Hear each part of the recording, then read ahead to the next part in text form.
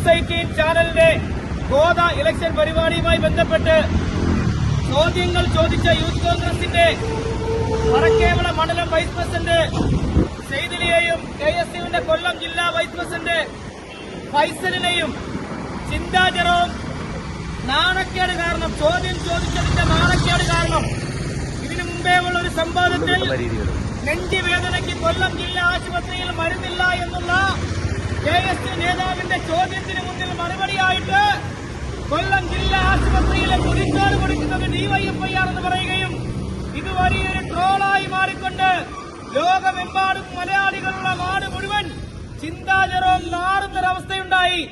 ആ നാറ്റം മാറാൻ വേണ്ടി സ്വന്തം പാർട്ടിക്കാർ പോലും ചിന്താ ജെറോമിനെ ചവറ്റുകുട്ടയിൽ വലിച്ചു തള്ളിയപ്പോ സഹതാപ തരംഗമുണ്ടാക്കാൻ വേണ്ടി KSU യൂത്ത് കോൺഗ്രസ് നേതാക്കൾക്കെതിരെ കള്ളക്കേസെടുത്തിരിക്കുകയാണ്.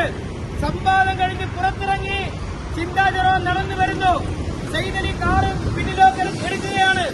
ആ സമയത്ത് ചിന്താ ജെറോമിനെ ഇടിച്ചു എന്നാണ് പറയുന്നത്.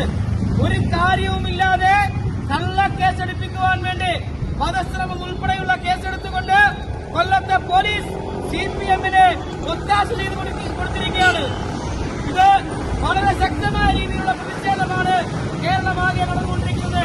കള്ളക്കേസ് കൊണ്ടൊന്നും യൂത്ത് കോൺഗ്രസ് പ്രവർത്തകരെ ഇല്ലാതാക്കാൻ ശ്രമിക്കില്ല എന്ന് മാത്രം പറഞ്ഞുകൊണ്ട് യൂത്ത് കോൺഗ്രസിന്റെ മുൻ സംസ്ഥാന ജനറൽ സെക്രട്ടറിയും DCC ജനറൽ സെക്രട്ടറിയുമായ